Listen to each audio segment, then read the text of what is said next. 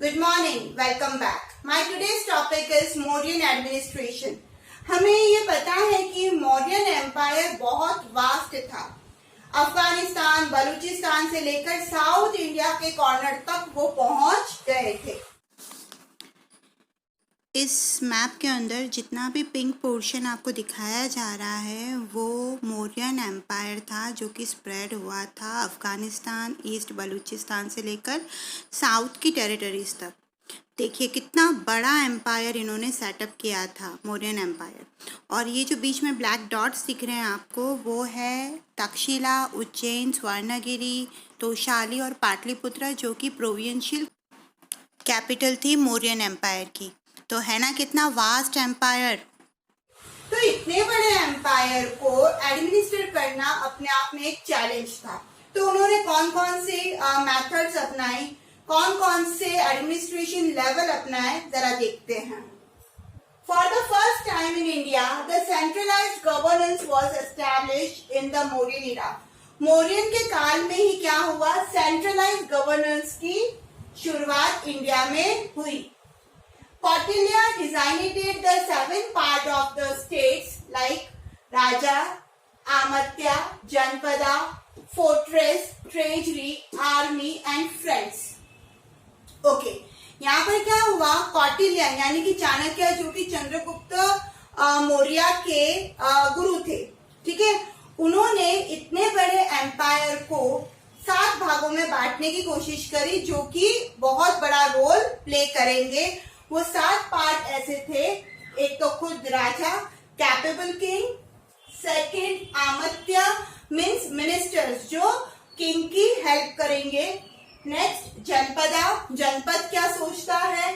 Fortress, जो किले बनाए जाएंगे उनकी देखभाल। ट्रेजरी, जो खजाना संभाला जाएगा। आर्मी, और साथ ही साथ में फ्रेंड्स। फ्रेंड्स यहाँ पर इसलिए दिया गया है क्योंकि ये क्लियर था कि आसपास के जो राजा हैं वो अपने एम्पायर को बढ़ाने के लिए नेबरिंग स्टेट्स के ऊपर अटैक करते थे। तो ये जरूर पता होना चाहिए कि कौन हमारे फ्रेंड के लिस्ट में आ रहा है और कौन दुश्मन है ना। तो इसीलिए यहाँ पर फ्रेंड भी 7th पार्ट में डाला गया है, जो कि बहुत बड़ा रोल प्ले करेंगे। अब उपदा परीक्षण नाम की एक प्रथा भी चलाई गई थी। क्या है ये? The king appointed the chief ministers and the priest.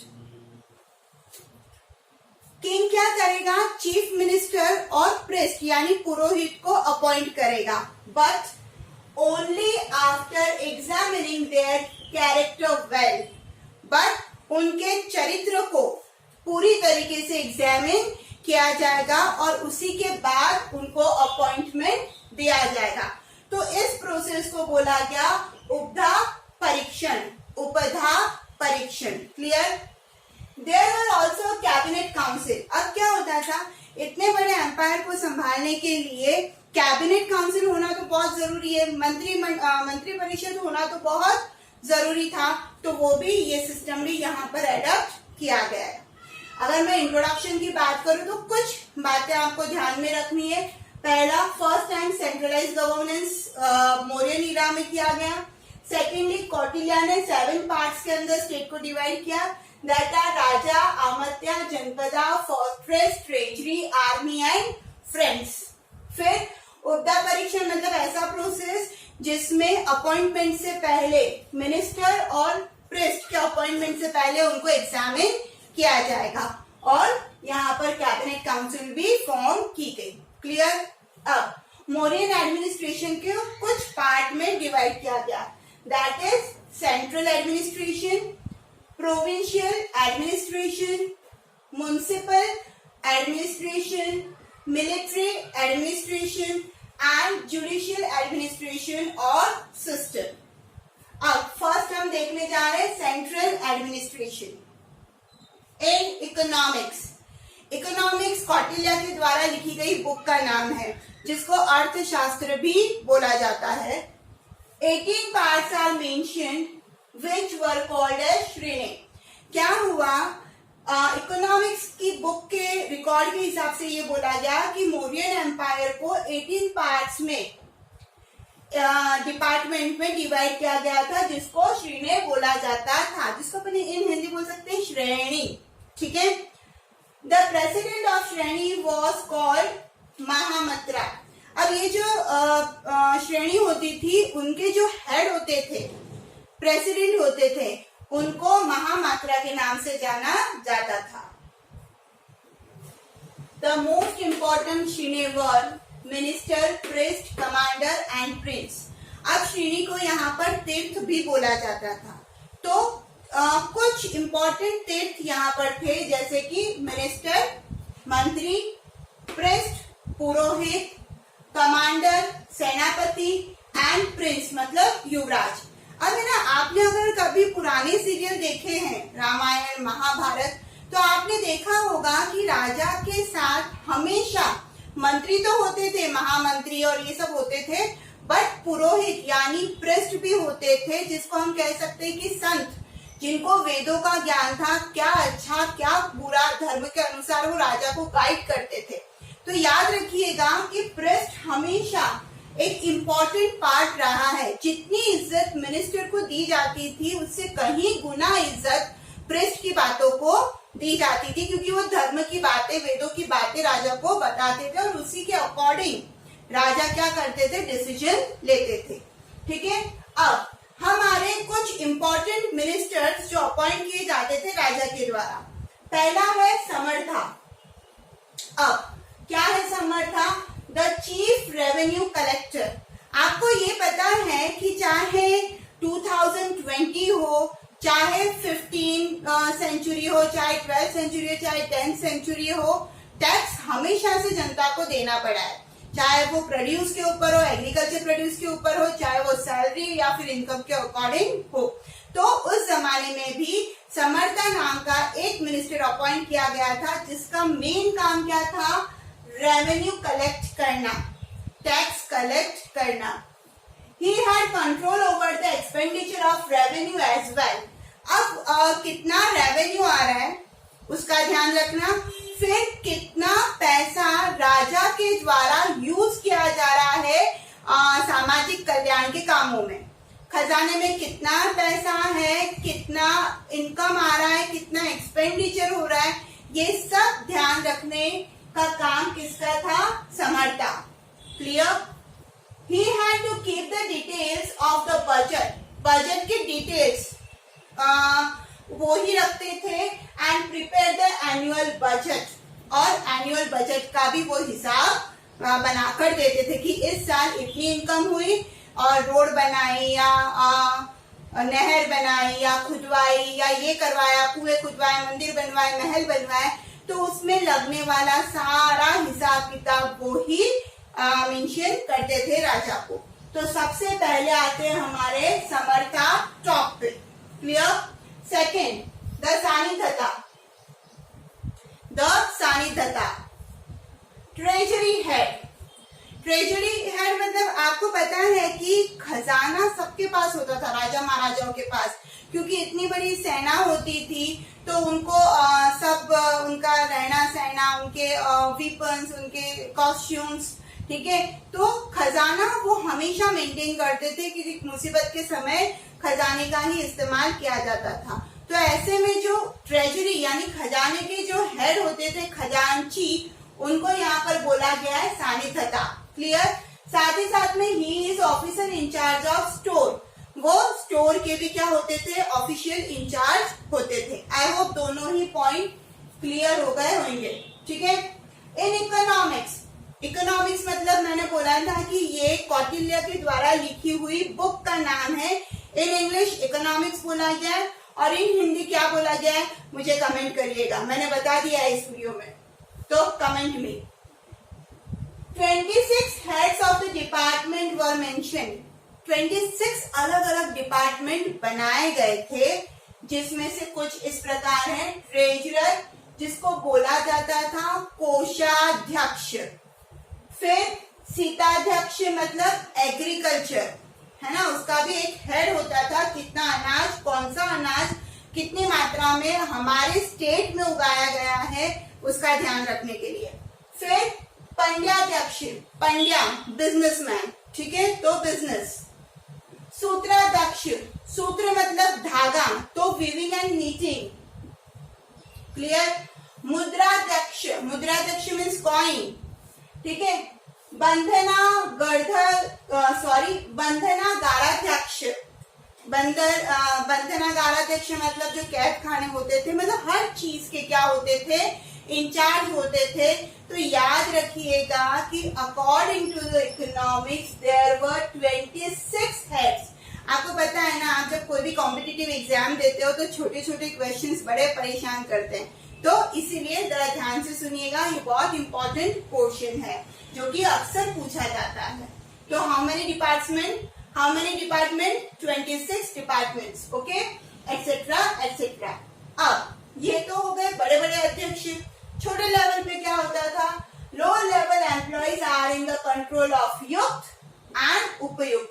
जितने भी लो लेवल के एम्प्लॉइज जो होते थे, छोटे छोटे दास दासी, सफाई कर्मचारी और ये, ठीक है, ये सब किसके अंडर में होते थे, युक्त और उपयुक्त, क्लियर। तो ये मेरा सेंट्रल एडमिनिस्ट्रेशन का छोटा सा पार्ट, आई होप क्लियर हो गया होगा। Second, provincial administration. प्रोविंस मतलब क्या, एक तरीके से मैं बोल सकती हूँ स्टेट, ठीक है। तो प्रोविंशियल एडमिनिस्ट्रेशन पे चलते हैं। Takshashila, Ujjain, Pataliputra, Toshali and Suvarnagiri. Suvarnagiri were 5 important provincial capital. अब क्या हुआ था, अशोका ने अपने काल में जब इतना बड़ा एम्पायर जीत लिया था और बहुत फैल गया था, साउथ इंडिया तक पहुंच गए थे ये लोग, तो इतने बड़े एडमिनिस्ट्रेशन करने के लिए इन्होंने क्या किया, 5 कैपिटल बनाई।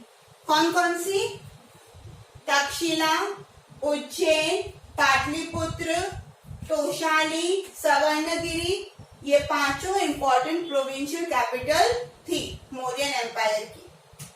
Yes, the territories of the provinces were governed bye Prince, जिनको हम कुमारा और आर्यपुत्र भी कहते थे। ये बोला जाता है कि पूरे एम्पायर को जब प्रोविंसेस में बांटा जाता है तो कुमारा होते हैं या युवराज होते हैं या जिनको आर्यपुत्र बोला जाता है, तो वो यूजुअली क्या करते हैं, गवर्न करते हैं कि इस राज्य में क्या क्या होना चाहिए। The empire was divided into number of provinces which was administered by provincial governor। अब होता क्या था, जरा समझना कि मान लीजिए ये पूरा बहुत बड़ा एम्पायर है, ठीक है।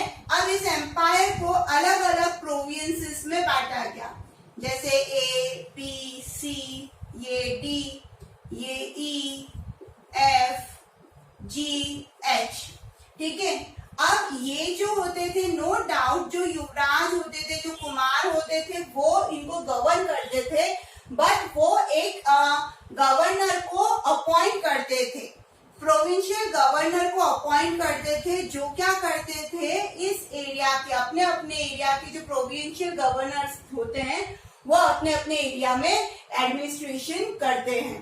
तो हेड तो कौन हुआ यहाँ पे, किंग। किंग के बाद प्रिंस क्या करेगा, प्रोविंसेस को गवर्न करेगा, पर उसके लिए एक वो मंत्री अपॉइंट करेगा जिसको हम बोलेंगे provincial governor. I hope point clear हो गया होगा। 2 important officials of this unit were Sthanika and Gopa. अब क्या होता था कि ये एरिया के अंदर सिर्फ गवर्नर अकेला इतना बड़ा एरिया नहीं एडमिनिस्टर कर सकता है, तो वो अपने अंडर बहुत सारे लोगों को अपॉइंट करता है, जिसमें से 2 स्थानिका और गोपा के नाम से जाने जाते थे। अब कौन है स्थानिका और कौन है गोपा, चलिए देखते हैं। स्थानिका, the administrative officer of the district who work under the samartha। समर्था कौन थे, द चीफ रेवेन्यू कलेक्टर, जो रेवेन्यू कलेक्ट करते थे एरिया से, अलग अलग एरिया से कितना रेवेन्यू आ रहा है उसको वो कलेक्ट करते थे। तो ये जितने भी स्थानिका और गोपा हैं ये समर्था के अंडर में काम करते थे।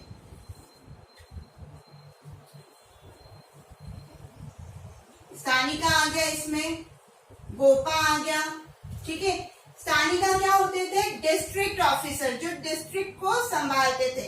मतलब मैं अगर बात करती हूँ इस प्रोविंसेस की, तो इसमें आने वाले जितने भी डिस्ट्रिक्ट होते थे उनके अलग अलग स्थानिकाज होते थे, डिस्ट्रिक्ट ऑफिसर होते थे जो समर्था के अंडर में काम करते थे।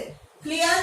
गोपा क्या है? गोपा देखिए, the head of the lowest administrative unit who look after the administration of 10 villages।